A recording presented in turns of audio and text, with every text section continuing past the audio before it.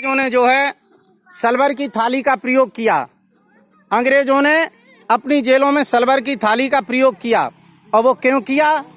20 साल वो जानते थे ये इंडिया का कैदी हमारी जेल में 20 साल रहेगा, और 20 साल जब वो ये सल्वर की थाली में भोजन करेगा तो उसका जीवन बिल्कुल बर्बाद हो जाएगा, वो जीने के लायक नहीं रहेगा। और जीने के लायक रहेगा तो 20 साल बाद ये या तो मर जाएगा या किसी काम का नहीं रहेगा। इसलिए सल्वर का मीठा जहर खिलाने के लिए उन्होंने अपनी जेलों में सल्वर की थाली चलाई। भाइयों बहनों, मैं आपसे एक बात पूछ रहा हूँ, जिस भोजन में हवा नहीं लगती है, जिस भोजन में प्रकाश नहीं जाता है, वो भोजन भोजन नहीं रहता है, वो जहर बन जाता है। भाइयों, क्या बन जाता है? जहर। बहनों, मैं आपसे एक पूछ रहा हूँ, आपकी किचन में कुकर जो है वो किस चीज का है? किसका है? सल्वर का है। भोजन जब कुकर में आप बनाती हैं तो उसमें हवा और प्रकाश जाता है? बहनों, जाता है? नहीं जाता है कि जाता है? नहीं जाता है ना। तो वो भोजन क्या बना? क्या बना? जहर बन गया। मैं आप सबसे निवेदन करता हूँ, यहाँ बहुत पढ़े लिखे हमारे संभ्रांत व्यक्ति बैठे हैं, आप कुकर तो अपने घर से नहीं हटा सकते हो, लेकिन आपसे मेरा एक निवेदन है कि आप जो सल्वर का कुकर चला रहे हो उसकी जगह सल्वर का कुकर हटा करके स्टील का कुकर ले आओ, तो कम से कम एक जहर तो आपके घर में कम हो जाएगा। बहन जी, इसे छुपा लो, एक जहर कम हो जाएगा। और आपसे मेरा एक निवेदन है बहनों, आपसे मेरा एक निवेदन है, आप घर में जो भोजन बनाती हैं निश्चित तरीके से कुकर के बजाय अगर वो कढ़ाई में आप बनाती हैं तो ज़्यादा ठीक रहेगा। क्यों? कढ़ाई में जो भोजन बनता है उसमें प्रकाश भी जाता है और हवा भी जाती है। कुकर में कभी भोजन नहीं बनता, कुकर में भोजन टूट जाता है और वो भोजन ज़्यादा देर नहीं रहने वाला होता है। इसलिए आपसे मेरा निवेदन है कि आज के बाद एक चीज़ सीख करके जाना कि जो आपके घर में कुकर है वो सल्वर के बजाय स्टील का कम से कम जरूर कर देना। और बहनों, आपसे मेरा निवेदन है कि अधिक से अधिक सब्जी आप कुकर के बजाय किस में बनाना? किस में बनाना? कढ़ाई में, डेगची में या भगोना में बनाना, कुकर में कम बनाना। ये जो जहर हमारे अंदर जा रहा है, इस जहर का कारण है कि आज से 20 साल पहले जहाँ लोगों को अटैक नहीं पड़ता था, आज से 20 साल पहले जो किडनी गुर्दा खराब नहीं होते थे, आज ये सारी की सारी बीमारियां हमारे शरीर में आ गईं। अगर मुझे पूछोगे तो आज भी महीना में 2-4 शांति पाठ केवल और केवल अटैक पड़ने वालों के होते हैं। पहले कहा करते थे कि 50 साल में अटैक पड़ेगा, लेकिन अगर मुझे पूछोगे तो हम तो साल में 2-4-10 पाठ ऐसे करते हैं कि 30 साल के लड़के को अटैक पड़ गया, 25 साल के लड़के को अटैक पड़ गया। 50 की तो बात छोड़ो, 50 पे तो पड़ सकता है, लेकिन भैया 30 और 35 साल में अटैक नहीं पड़ता था। ये केवल आपके खाने का असर है। तो मेरा आपसे पहला पंसील मेरा कहता है कि हम तामसी भोजन नहीं खाएंगे, यानी हम हिंसा नहीं करेंगे।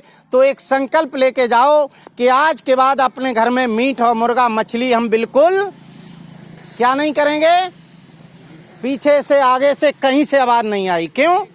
शायद हमने अगर ये कह दिया नहीं खाएंगे तो रबड़ी छूट जाएगी ना, रबड़ी छूट जाएगी। खैर कोई बात नहीं, मेरा काम कहना है और आपका काम सुनना है, आचरण करना आपका काम है। जो मैंने जिंदगी में सही माना, सही जाना, वो आप तक पहुंचाने की कोशिश कर रहा हूं। तो मेरा पहला सील आपसे कहता है कि हम हिंसा नहीं करेंगे। अब दूसरा सील है अदिन्न दाना बेरमणी सिक्खापदं समादयामि, कि हम जीवन में कभी चोरी नहीं करेंगे। अब चोरी क्या है? आप लोग सोचोगे हम डकैती डालने नहीं जाएंगे। चोरी वो नहीं है, आप किसी खेत की मेड़ से आ रहे हो, खेत वाले के खेत में बाजरा के भुट्टा या मटर की फली लगी हैं, आपका मन कहता है काम इसमें से 2-4 फली तोड़ लें, और अगर आपने एक फली तोड़ ली तो भाइयों बहनों वो क्या हुआ? चोरी हो गई। खेत के मालिक से या वस्तु के मालिक से जब तक आप कुछ पूछ के चीज नहीं लेते हो तब तक वो क्या होगी? चोरी होगी।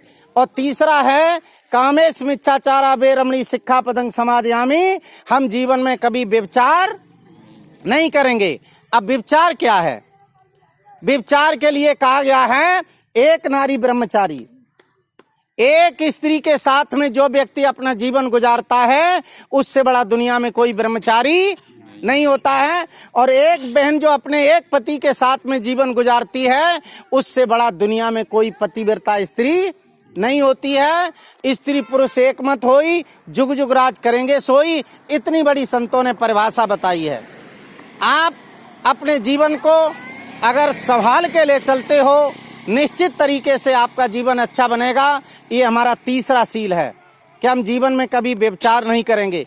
इतने भाई बहन बैठे हो, कोई भैया अगर ये जान ले कि हमारी पत्नी फोन से किसी लड़के से बात करती है, कोई बहन अगर ये जान ले कि हमारा पति फोन से किसी लड़की से बात करता है, सच बताना क्या दोनों स्थितियों में वो घर ठीक रहेगा? ठीक रहेगा? नहीं रहेगा ना। आपसे मेरा निवेदन है, बुद्ध ने ये रास्ता दिया, हमारे कबीर साहब ने ये रास्ता दिया कि हमें ब्रह्मचर्य जीवन, ब्रह्मचर्य केवल एक ही शब्द है कि अपनी पत्नी के साथ में हम आराम से रहें, अपने पति के साथ में आराम से रहें, बस यही ब्रह्मचर्य जीवन है। और सभी जो रिश्ते नाते हैं सबको बहन बेटी माने, सबको भाई भतीजा माने, यही ब्रह्मचर्य की परिभाषा है। अब 3 हो गए। पहला बहनों क्या है? हिंसा नहीं करेंगे। दूसरा चोरी नहीं करेंगे। तीसरा व्यभिचार नहीं करेंगे। 3 रट गए आपको कि नहीं? पहला क्या है? हम पूछेंगे आपसे, देखो मौन होके अच्छा नहीं लगता है, कुछ तो जवाब देना पड़ेगा ना। पहला क्या है? हिंसा नहीं करेंगे। ये हमारी बहनें भी बोलना चाहिए आपको। पहला क्या है? दूसरा चोरी नहीं करेंगे। तीसरा, अब चौथा है मूसा बाधा बेरमणी सिक्खा पतंग समादयामी। हम जीवन में कभी बकवास, चुगली और झूठ नहीं बोलेंगे।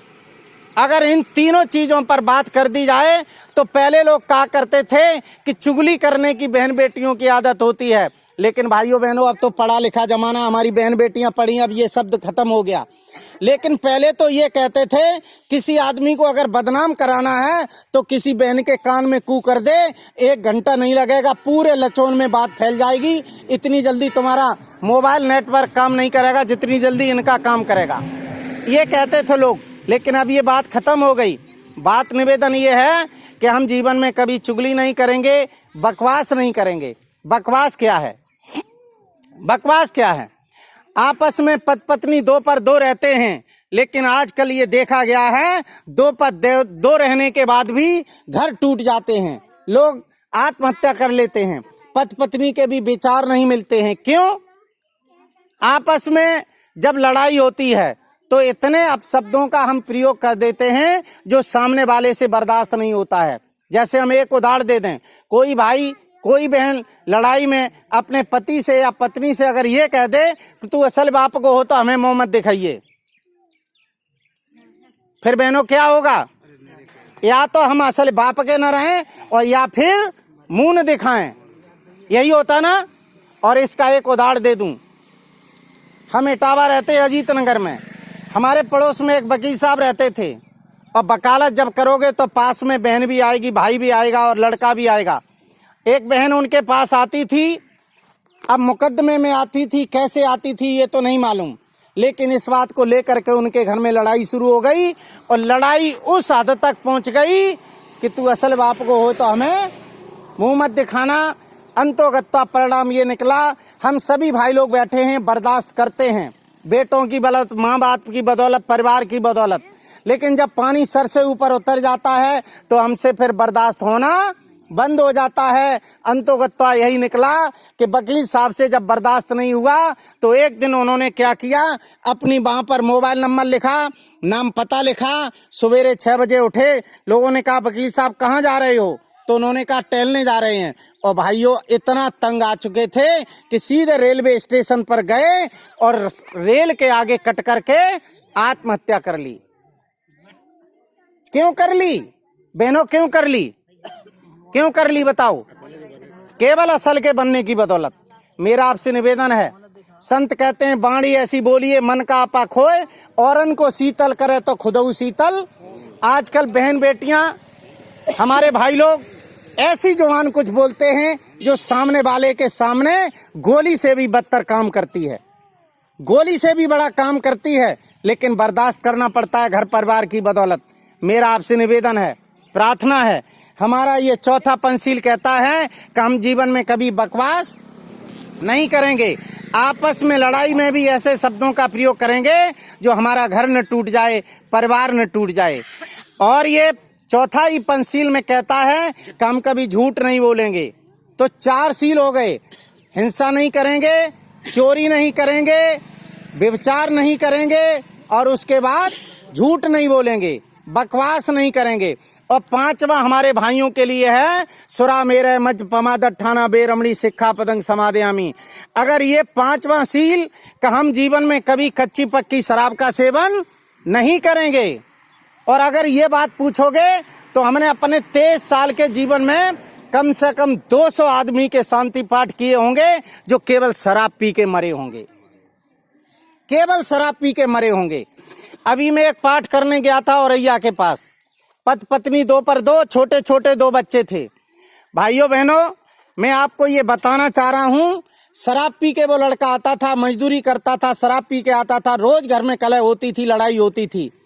एक दिन ये हुआ कि कुछ ज्यादा ही शराब पी के आया, और जब शराब पी के आया तो उसने घर में जब कलह हुई तो उसकी पत्नी ने कुछ समझाने की कोशिश की, गुस्सा में उसने पत्नी के 2-4 थप्पड़ मार दिए। पत्नी भी बड़ी जिद्दली थी, उसने माचिस उठाई और अपने शरीर में लगा ली। भाइयों, जिस समय शरीर में लगी, ये टेरीकोट के कपड़े हैं, आप कितने ही जल्दी हटाना फिर भी लोग 70-80% जल जाते हैं। वो महिला जल गई, जलने के बाद सेंपई लाया गया, यहाँ उसकी मौत हो गई।